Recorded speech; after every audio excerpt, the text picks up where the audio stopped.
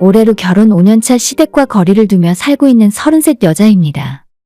신혼 초부터 뭔가 이건 아니다 싶었는데 결혼 생활을 하며 점점 더 시댁과 멀어졌어요. 차라리 멀리 떨어져 다른 지역에 살기라도 하면 가끔 한 번만 얼굴 보고 참고 살면 그만일 텐데 가까이 사니까 그럴 수도 없었어요. 분명히 제가 먼저 잘해보려고 노력하고 시부모를 이해해보려고 한 적도 있었지만 이제는 그냥 저와 갈 길이 다른 사람이라고 생각해요. 그나마 한 가지 다행인 점은 남편이 20살 때부터 혼자 독립해서 자취하며 살았고 애초부터 시부모들과 생활 습관이 많이 다르기 때문에 남편과 저는 잘 맞는 편입니다. 시댁 형편이 조금 어려운 편이긴 한데 이건 절대 단순한 돈 문제 때문은 아니에요. 그분들 때문에 제 생활에 영향이 가는 것이 너무나도 싫고 제가 시댁에 방문하는 것도 시부모님이 저희 집에 오시는 것도 너무나 싫습니다. 조금씩 거리를 두기 시작해서 지금은 아예 저와 시부모님은 얼굴을 안 보고 살아요. 명절에도 남편 혼자 시댁에 보내고 저는 저대로 친정에서 시간을 보냅니다. 처음엔 시부모님이 말씀이 많으셨는데 이젠 서로 포기하며 살아요. 이렇게 말을 하면 시댁과 인연 끊고 사는 제가 나쁜 며느리라고 생각하실 수도 있죠. 저도 제가 좋은 사람은 아닌 것 같지만 분명히 일이 이렇게까지 되어버린 원인은 있습니다. 시부모님이 경제적으로 어렵고 노후 준비 역시 하나도 되어 있지 않은데 그런 금전적인 문제보다 평소 생활 습관이 저를 미치게 만들었어요. 가장 먼저 떠오르는 것 한 가지는 시부모님 두 분 모두 식탐이 너무 심하고 단순하게 음식을 아끼는 것을 넘어서 광기가 느껴질 정도입니다. 분명히 제가 시부모님의 경제적인 형편이 좋지 않다고 말씀을 드렸는데 버는 것에 비해 먹는 것에 돈을 절대 아끼지 않으세요. 반찬은 항상 다 먹지도 못할 만큼 엄청나게 많이 만드시고 버리고 남기는 건 아까워하시기 때문에 배가 부르고 터질 것 같아도 꾸역꾸역 음식을 입에 밀어넣으십니다. 원칙은 남기는 법 없이 다 먹는 것이지만 사람이 매번 그럴 수도 없는 일이고 어떤 음식을 먹던지 밑바닥에 양념이나 찌꺼기가 조금 남기 마련이잖아요. 시부모님은 절대 그런 것도 버리질 않고 그대로 냉장고에 모아뒀다가 다음날이나 심지어는 며칠이 지난 뒤에 국이나 찌개 같은 곳이나 다른 반찬 만들 때 그걸 넣으시더라고요. 처음엔 그걸 모르고 시댁에서 해주는 밥을 같이 먹었는데 나중에 알게 된 이후로는 너무 비위가 좋지 않아서 절대 시댁에서 아무것도 먹지 않게 되었습니다. 약간 쉰냄새가 나더라도 음식을 한번 끓여서 먹으면 괜찮다고 생각하시기 때문에 일반적인 사람들의 위생관념이랑 완전 다르다고 보시면 돼요.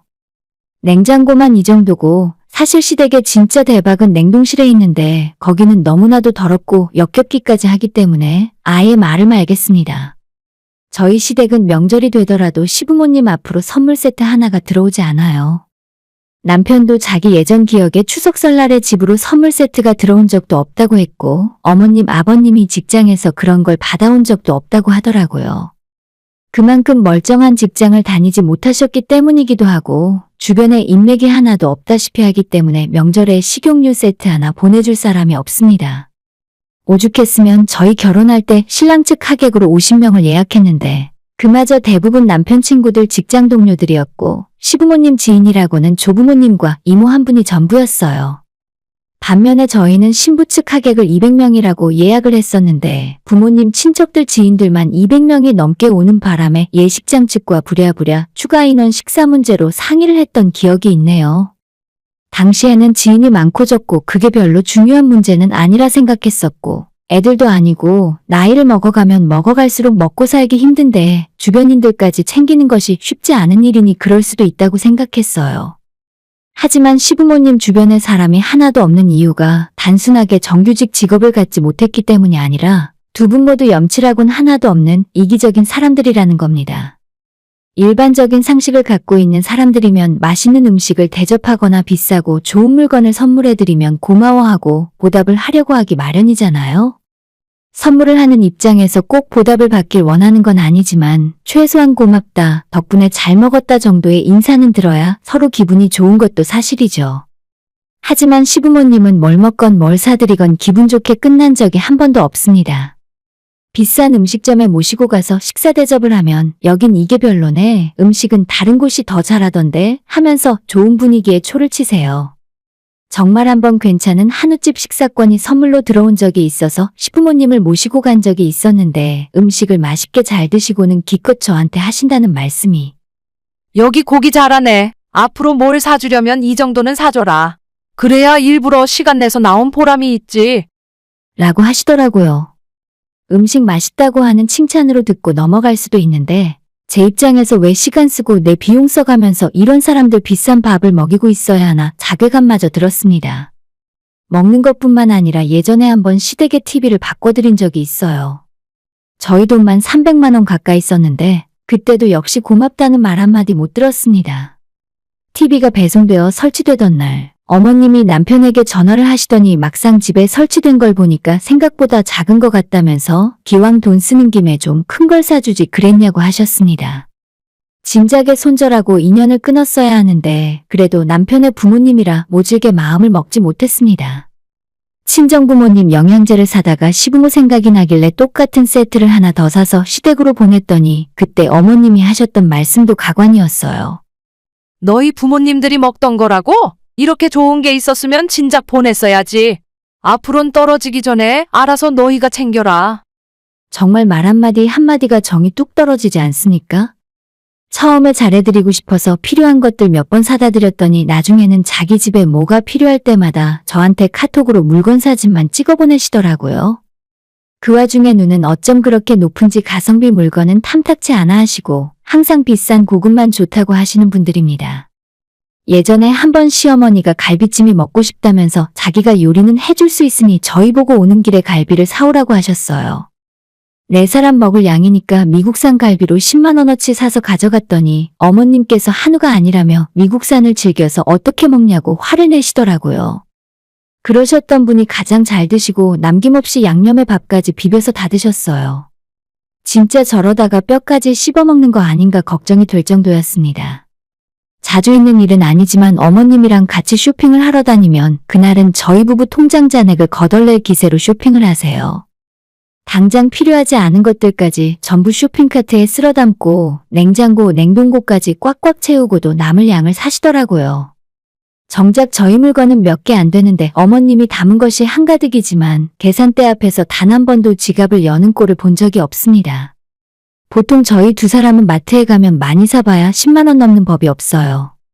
그런데 어머님이랑 마트를 한 번 갔더니 40만 원이 넘게 나와서 한 번 크게 당한 뒤로 절대 같이 장 보러 안 갑니다. 어머님이 종종 장 보러 가자며 저를 부르신 적도 있는데 그냥 바쁘다고 피했어요. 해도 적당히 해야지. 아들 부부한테 덤탱이 씌우는 것도 아니고 저게 대체 무슨 짓입니까? 시부모님이랑 같이 다니고 싶지 않은 이유는 이것뿐만이 아닙니다. 정말 세상에 둘째가라면 서러울 정도로 구질구질하기 때문에 창피해요. 남편이나 제가 사드린 깔끔한 옷도 분명히 있는데 저희랑 외출할 때면 항상 다 떨어지고 어디 헌옷수거하면서 주워온 것 같은 옷을 입고 나오십니다. 그런 시부모님과 저희가 같이 다니면 자식들은 멀쩡하게 호의호식하며 살고 있는데 부모한테는 제대로 된 옷 한 벌 사주지 않는 사람들처럼 보여요. 아버님은 지갑도 안 갖고 다니셔서 매번 주머니에 꼬깃꼬깃하게 구겨진 지폐를 넣고 다니시고 어머님은 멀쩡한 가방이 몇 개씩이나 있는데도 저희랑 외출할 때는 까만 비닐봉투에 물건을 담아서 들고 다니십니다. 왜 가방 안 쓰고 봉투를 쓰시냐고 물어보면 집에 남는 게 비닐봉투라 아까워서 들고 다닌다 말씀하세요. 그때 당시에는 왜 저러는지 이유를 잘 몰랐지만 이제 와서 생각해보면 그게 전부 옷 사달라, 지갑이나 가방 하나 사달라고 시위하시는 거였다고 생각됩니다. 제가 눈치가 없어서 안 사드렸더니 다음번엔 더 심하게 낡은 옷을 입고 아예 가방도 없이 까만 비닐봉투에 물건 담아서 들고 나오셨던 건가 봐요. 저희 친정에서 지금까지 명절이 되면 시댁으로 선물을 보내드렸습니다. 한우를 보낸 적도 있고 시아버지가 전복을 좋아한다고 하셔서 완도에서 씨알 굵고 좋은 놈으로 사서 택배로 보내드린 적도 있었어요. 그런데 그때마다 잘 먹었다 고맙다는 말 한마디 없으시더니 언제 한 번은 시어머니가 집에서 LA 갈비를 양념했다면서 저희도 가져다 먹고 친정에도 한 통 드리라 하신 적이 있어요. 이 집안에 시집와서 시어머니가 음식 만들어 나눠주는 건 처음이라 약간은 기대했는데 시댁에 갔더니 저한테 커다란 반찬통 2개를 내어주셨어요. 하나는 저희 거고 하나는 친정부모님 가져다 주라 하셨습니다. 그날 저녁에 저희 친정에 가기로 해서 일단 집으로 돌아왔는데 혹시나 하는 마음에 통을 열어 확인해보고 경악을 금치 못했어요. LA 갈비를 먹으면 위에 살코기 부분이 있고 아래에 뼈만 붙어있는 부분이 있잖아요. 반찬통 하나 가득 뼈 있는 부분만 잔뜩 들어있었습니다. 그냥 모르는 척을 할까 하다가 하도 모든 고기가 다 이러니까 혹시라도 어머님이 어디 이상한 정육점에서 사기라도 당한 거 아닐까 싶어서 제가 직접 어머님께 다시 물어보기로 했습니다. 아무리 봐도 고기에 뼈밖에 없고 이걸 찜을 해 먹던 구워 먹던 가스비가 아까울 것 같았어요. 어머님 혹시 이거 고기 어디서 사셨어요? LA 갈비가 좀 이상해서요. 뼈 부위밖에 없는데 이게 맞아요? 하고 물었더니 아버님이 아시는 정육점에서 명절마다 LA 갈비 선물 세트를 수백 개씩 만드는데 LA 갈비의 끝부분 살코기 거의 없는 곳을 잘라내어 버린다 하더라고요. 그걸 넣고 팔면 손님들이 고기 없이 뼈만 준다고 뭐라 하니까 손질하는 과정에서 잘라낸다고 하는데 그걸 아버님이 공짜로 얻어오셨답니다. 그러면 그렇지 이 비싼 LA 갈비를 시어머니가 돈 주고 사오셨을 리가 없었는데 말이죠. 차마 친정에는 가져다 드릴 엄두도 못 내고 남편이랑 조금 구워서 먹다가 저희 입으로 들어가는 것보다 쓰레기가 훨씬 많이 나오길래 그냥 성질나서 전부 내다 버리고 말았습니다.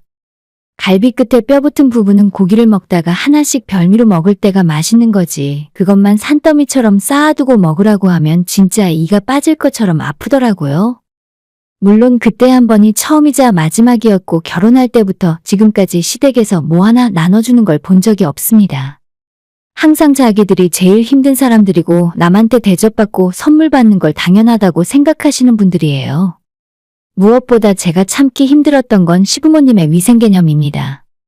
아까 처음에 잠깐 이야기하기도 했었지만 정말로 저희 시부모님은 일반인들의 상식으로는 도저히 이해가 가지 않을 정도로 지저분하세요.